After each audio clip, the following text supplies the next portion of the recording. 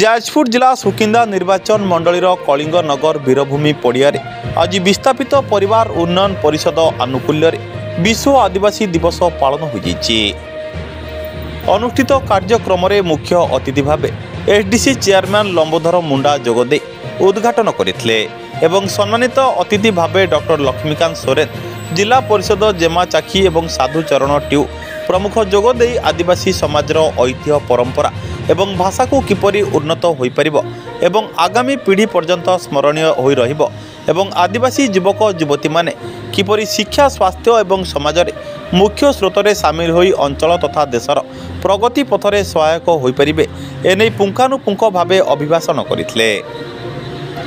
तेबे विश्व आदिवासी दिवस को आह्वान कालरू पालन करी आसुतबा बेले चलित वर्ष मध्य बेस धूमधाम रे पालन हो जाइछि। एही उत्सव को कलिंग नगर अंचलर आंबगड़िया एवं गोबर घाटी अंचलर आदिवासी माने एकत्रित भावे पालन करिथांती। एही उत्सवटी विस्थापित परिवार उन्नयन परिषद सभापति बीरेन जामुडांक तत्वावधान रे परिचालित होइतला। तेबे आज आदिवासी ऐतिह्य परंपरा अनुसार महिला पुरुष तथा युवक युवती माने एक मन एक ताल रे गीत गाई नृत्य प्रदर्शन करथिले। तेबे उक्त कार्यक्रम में संपादक कृष्णचंद्र हाइब्रू रवींद्र जेनामणि टुकु महंत लक्ष्मी जामुंडा भीम महंत दोलगोविंद महंत त्रिलोचन महंत लालमोहन सय गोपीनाथ सोरेन मीनू सय राम कोराई सागर हेम्रम लालश्री पूर्ति पानपूर्ति नांडी केरे मटाई जामुंडा मांगीलाल तिउ एवं हीरावती पूर्ति प्रमुख जोगदे कार्यक्रमटी को सफल करथिबा बेले उत्सव में शताधिक महिला पुरुष जोग देथिले। Vyasanagar Pradyumna Kumar Boiti report Suryasta news. श्रीमती जेमा चाखी आज विश्व आदिवासी दिवस आमर सुकिंदा ब्लॉक गोबरघाटी पंचायत रे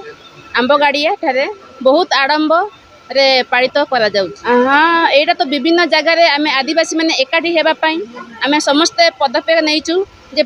सबु जगार एमिति कि आमर 3 जून को मिसेकी आम सबु जगार किंतु जमती गोबरघाटी रे हैला आसंता वर्ष गत वर्ष जो हेइथिला आम माइनिंग जून रे हेइथिला ता पूर्व वर्ष हेइथिला आमर फुलजर रे हेइथिला एमती विभिन्न जगार आम आदिवासी मानकु सचेतन करिया पई आदिवासी दिवस आमर जेमिति कि आमर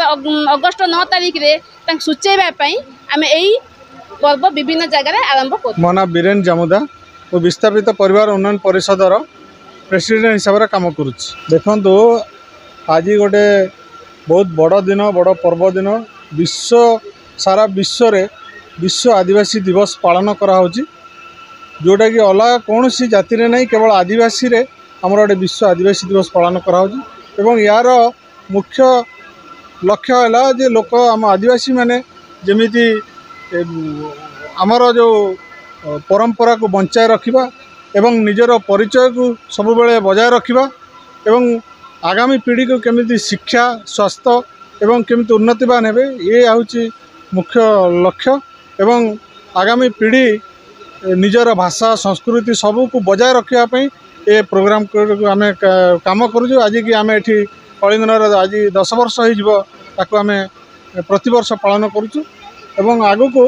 पिला माने केमिति आमर निजर भाषाटा को बजाय रखिबे परंपरा को बजाय रखिबे ये हूँ मुख्य लक्ष्य। आज विश्व आदिवासी दिवस जो पालन कराला बहुत धूमधाम रे पालन कराला प्रति वर्ष आम दीर्घ 10 वर्ष है पालन करसु